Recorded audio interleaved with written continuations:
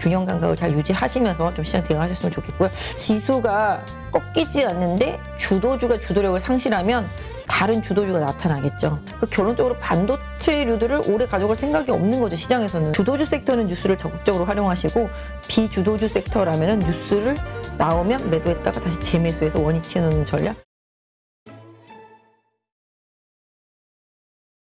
지수 또 한번 살펴볼게요. 네, 코스피 지수는 뭐 아까 그때 말씀드렸죠. 월요일날 말씀드린 대로 상단 계속 막고 있는 상태가 되겠고요. 뭐 개인적으로는 여기 2400선 살짝 깨는 수준까지 갭을 메꿀 수도 있겠다라는 생각을 했었는데요. 뭐 여기 이 첫 번째 갭도 아직 안 메꿔져 있는 상태고 2개 정도 있죠. 여기 3개 있습니다. 하나, 둘, 3개 정도 갭이 있는데요. 일단 뭐 모양상으로는 여기서 더 이상 안 내려오고 틀어주는 게 가장 좋고요. 뭐라 그럴까요? 뭔가 두 번째 뭐 연준 회의 전에 뭐 잭슨홀 미팅 이후에 뭔가 충격이 있다라면은 한번 갔다 와도 사실은 큰 그림에서 나쁘지가 않다라는 생각을 하고 있습니다. 오늘 지금 보시면 어제 음봉 이후에 양봉, 아랫꼬리가 길게 달린 양봉으로 마감이 됐죠. 이제 보통 이렇게 저희가 이제 기술적 분석할 때 이게 도지 이게 별같이 뜨면은 이 아래쪽에서 쭉 받아갖고 올린 거잖아요. 위에서도 좀 내려왔고. 그러니까 결국은 좀 약간 힘의 균형이 좀 팽팽한 상태라고 보시면 좋겠죠. 이게 음봉 이후에 이렇게 올라와서 어제 시가 근처에서 머물고 있다는 것은 그래도 저가 매수세가 들어오고 있는 게 맞다라고 보실 수가 있겠습니다. 아직까지 좀 60일선은 지금 계속 내려오고 있는 상태가 되겠고요. 20일선은 올라가고 있는 상태가 되겠습니다.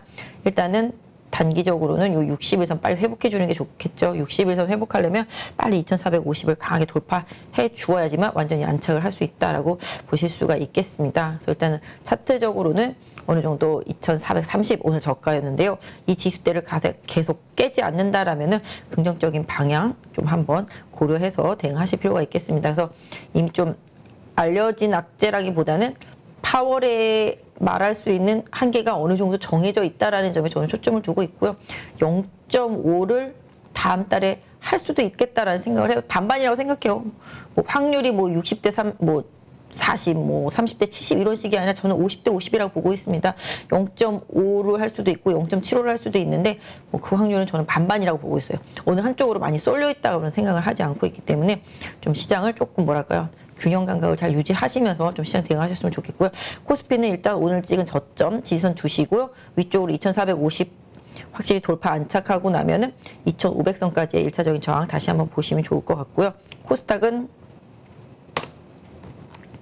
네, 역시 코스닥도 이제 하락 추세선 상단 맞고 내려왔고요. 지금 지지선까지 다 내려온 상태가 되겠습니다. 개인적으로는 780 정도 최대 지지선 보고 있는데 일단 지금 790대에서 잘 버텨주고 있습니다. 다시 800선대 위로 올라서야지만 이렇게 이제 위쪽으로 쭉 꺾어서죠. 이렇게 꺾어서 갈 수 있는 방향성의 전환 이런 부분에 있어서는 조금 더 힘이 실려 있을 수 있다라고 보실 수가 있겠는데요. 아직까지는 뭐 확신을 가질 수는 없지만 지금 일단은 오늘 793 정도에서 782였었네요. 782 찍었네요, 저가.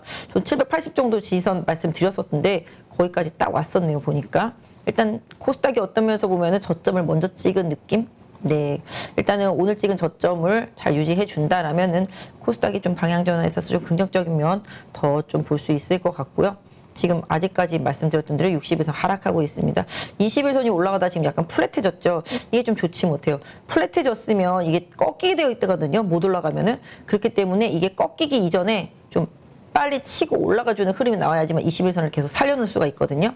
그래서 오히려 코스닥 같은 경우에서 좀 급등이 나와줘야 되는데 그렇게 나올 수 있을지는 좀 모르겠어요. 지금 주도적인 종목들이 코스닥보다는 다 거래소에 포진하고 있기 때문에 뭐 물론 일부 작은 종목들 뭐는 코스닥에 많이 있긴 합니다만은 그래도 주도적인 종목들이 거의 대부분 거래소에 있기 때문에 올라가면은 말씀드렸던 대로 여기 815, 810에서 820 정도 저항을 보시고요. 일단은 하락하고 있는 60일선을 좀 빨리 넘어가기 위해서는 800선대 위로 빨리 주가가 좀 올라가 줘야 된다라는 점 보셔야 될 것 같습니다. 그래서 아직까지 60일선이 하락하고 있기 때문에 추세를 완벽하게 돌리지 못했지만 그래도 먼저 조금 지지선 때 와서 바닥을 찍었기 때문에 코스닥한테 종목별로 좀 기회가 더 올 수도 있지 않겠나라고 생각을 해보겠습니다. 오늘 뭐 봤던 종목들 중에서 조금 최근에 좀 바닥을 찍은 종목들, 사실 환율이 올라가면 올라갈수록 항공주한테 부담이긴 하잖아요. 그럼에도 불구하고 대한항공이 상대적으로 좀 잘 버텨주고 있고, 많이 뭐 중소형단에서는 그동안 좀 많이 빠졌던 뭐 제주항공도 올라오고, 뭐 최근에 좋았었던 뭐 진에어도 다시 또 올라오는 흐름들, 여행주들, 이런 쪽들은 아까 말씀드렸던 대로 추세 대응은 일단 아니다라고 좀 봐주시고요.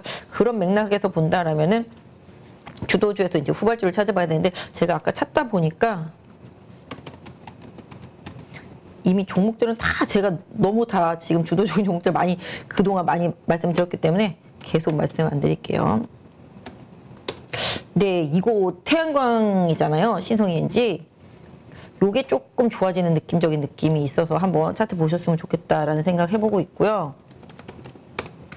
수급도 보시면 큰 수급은 없는데 지금 오히려 약간 개별주 성향으로 좀 후발이거든요. 오히려 뭐 기관이나 외국인이 막 졸아서 왔다리 갔다리 하면 더 좋겠습니다만은, 오히려 주가 자체가 아무것도 없다라는 게 오히려 좀 개인적으로도 개인 또 이상하게 편해 보이는 느낌적인 느낌이랄까요. 그래서 일단 신성ENG 같은 경우 최근에 바닥에서 좀 거래가 실리고 있는 모습 보실 수가 있겠고, 이 수급이 맞나요? 제가 분명히 아까 사무실에서 신성ENG 수급 보고 왔을 때는 이렇지가 않았었는데, 잠깐만요. 그렇죠. 이게 세팅이 누가 금액으로 해놔서 그렇죠. 그래요. 제가 분명히 사무실에서 보고 왔을 때는 엄청나게 매수가 들어왔었는데 누가 이걸 세팅을 다른 분이 쓰시면서 금액으로 바꿔놓으셨네요. 보니까 수량으로 보시면 확실히 외국인 들어와 있죠. 기관도 들어오고 있습니다. 연기금, 사모펀드, 투신, 보험권 다 들어오고 있습니다. 그래서 수급으로만 놓고 보면은 이제 이쪽도 저가권에서 들어오고 있다. 저 깜짝 놀랐어요. 제가 분명히 보고 왔는데 뭐지? 막 이랬었는데. 그래서 아무튼 제가 그래서 이 종목을 보니까 상대적으로 뭐 태양광 쪽에서 후발주의 느낌, 이런 부분들을 좀 연결시켜 볼 수 있겠다. 지금 뭐 OCI, 하나솔루션 외에 뭐 현대에너지솔루션 이런 것도 좀 많이 갔으니까 지금 기본적으로 봤을 때 지금 저항대죠, 지금.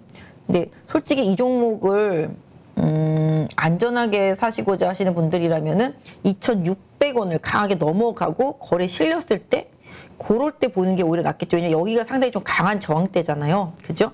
이게 세 번의 저항이 강하게 있었기 때문에 이 저항을 뚫어야 더 세게 나갈 수 있습니다. 하지만 요새는 뭐 저항은 뚫으라고 있는 거니까 다시 한번 뚫을 수 있지 않을까라는 생각으로 보고 있는데요. 하여튼 이 강한 저항대, 이 종목은 2,600원을 강하게 돌파하고 치고 나가면서 거래가 붙으면 오히려 긍정적이다라고 보실 수가 있겠는데요. 개인적으로는 오늘하고 뭐 최근에 외국인과 기관의 수급만 놓고 본다라면은 가능성이 있다라고 보겠습니다. 지금 추세상으로는 제가 봤을 때 지금 2,485원인데요. 지지선 한 2,300원 정도 놓고 트레이딩 하시는 분들은 좀 트레이딩 하시면 좋겠고, 최근에 좀 거래가 실리고 있기 때문에 이 부분 좀 긍정적으로 좀 보실 수가 있지 않나 싶습니다. 그래서 신성ENG도 좀 후발로 보시고, 가격적으로는 뭐 그 돌파되면은 뭐 많이는 안 보고요. 일단 한 3,000원 정도까지 뭐 목표를 세우시고 트레이딩 하시는 전략이 좋을 것 같아요.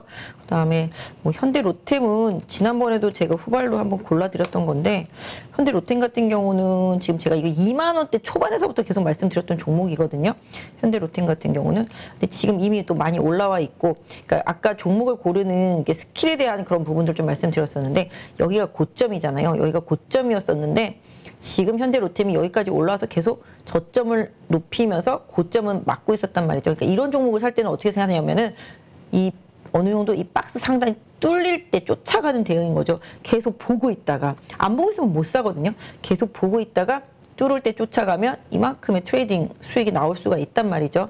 그리고 해당 섹터가 잘 가고 있었는데 얘만 지금 계속 옆으로 주춤주춤 했었기 때문에 일단은 기회가 되겠고, 지금 상태로라면은 가격적인 부분은 분명히 단기적으로 조금 저항대 느낌 있잖아요.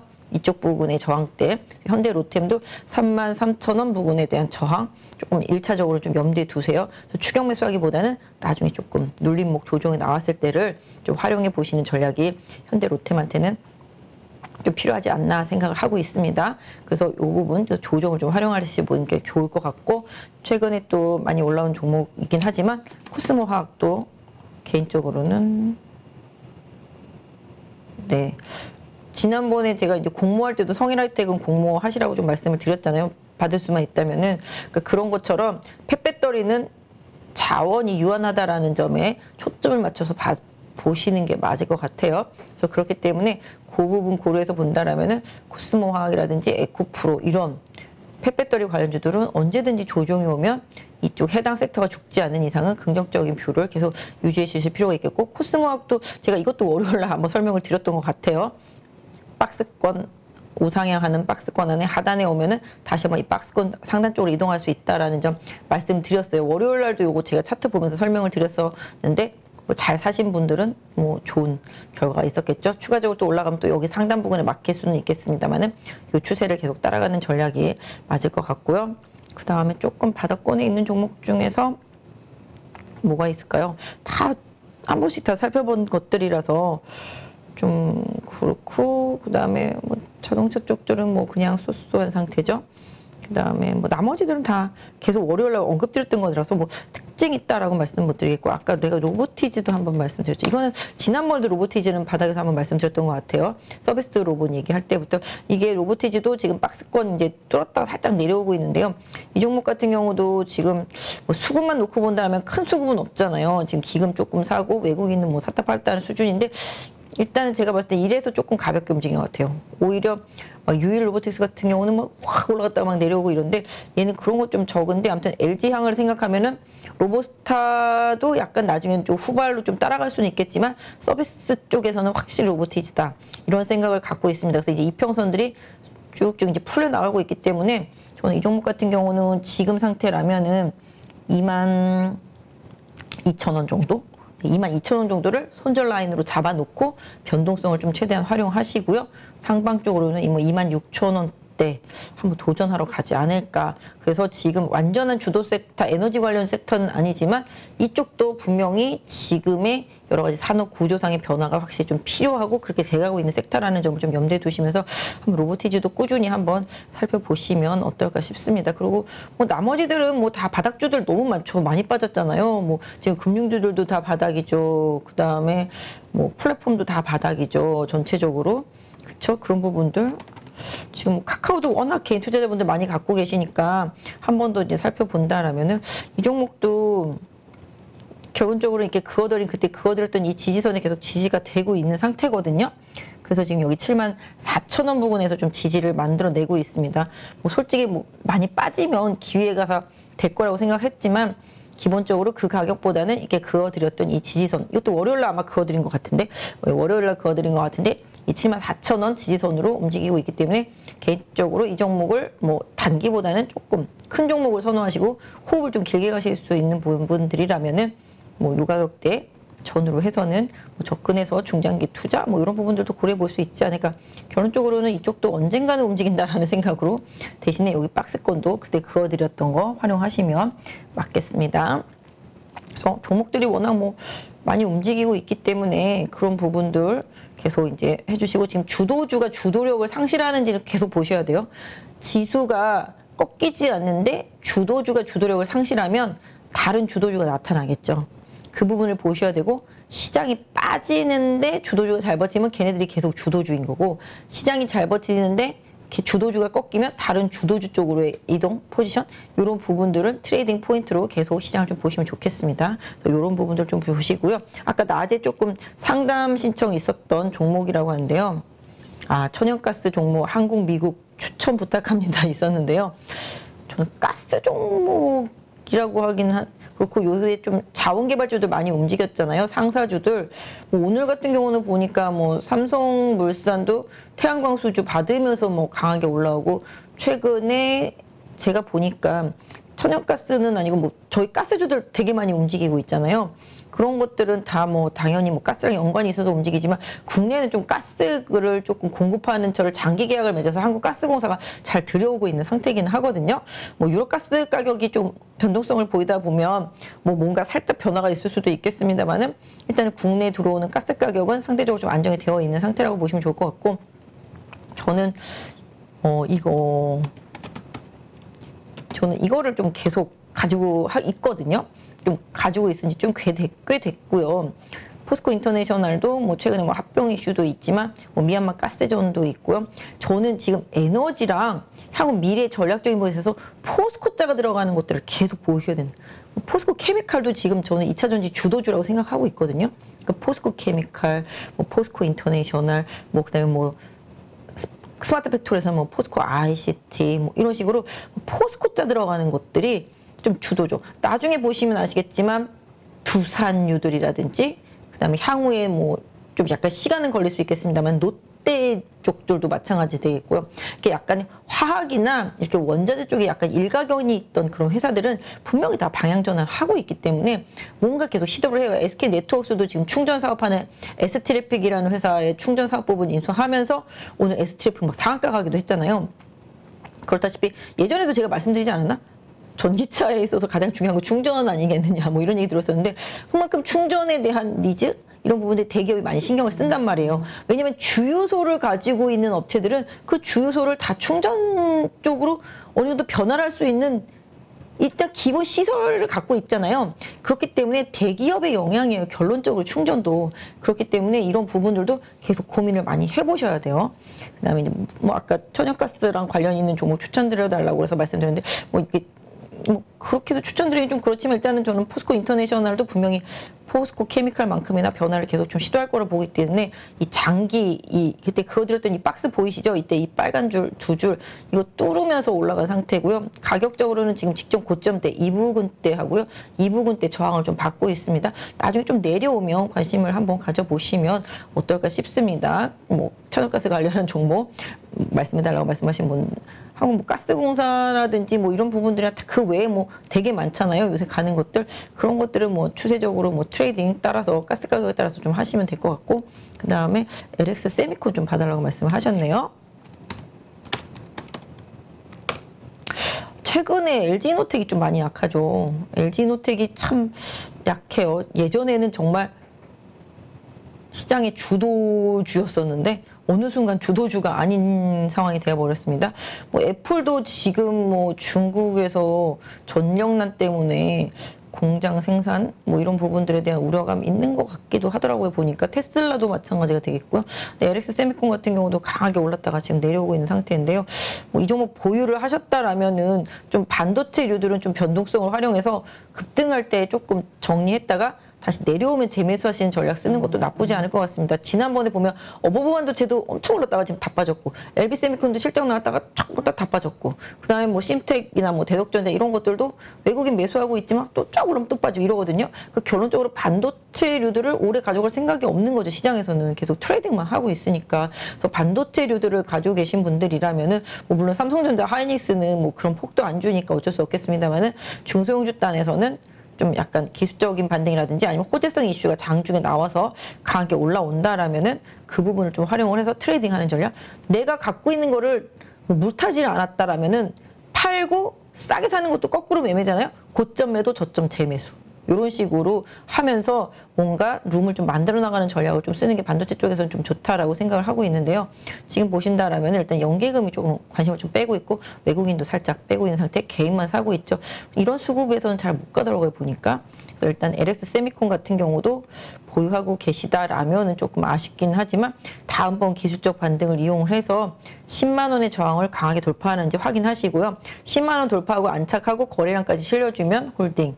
그렇지 못하면 또 아까 말씀드린 대로 많이 올라가는 날 고점 매도한 이후에 다시 매도. 이거 지금 LX 세미콘 같은 경우는 지난번에 뉴스가 있어서 올라갔던 거잖아요. 그죠?